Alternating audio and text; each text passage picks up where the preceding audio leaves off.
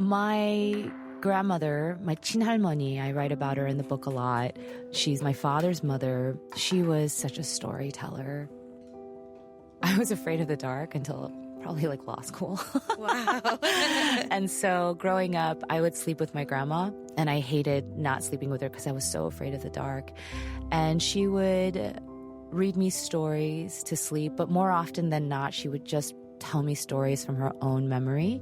And these were like folklore from Korea, like old traditional stories.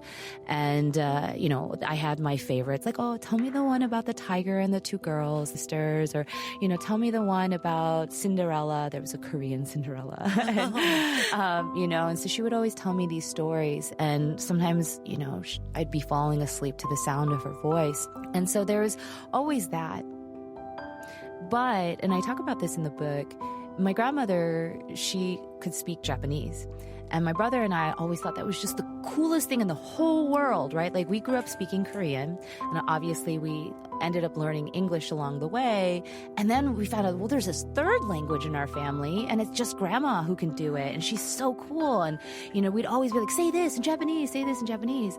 And, she'd do it to a point, and then she'd get really angry and say, no, like, we're not allowed to speak Japanese. It's dangerous to speak Japanese. And we never understood where that came from.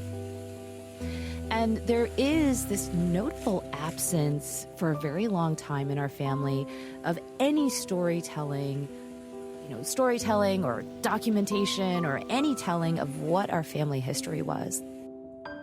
Why is it dangerous? And how did you learn Japanese?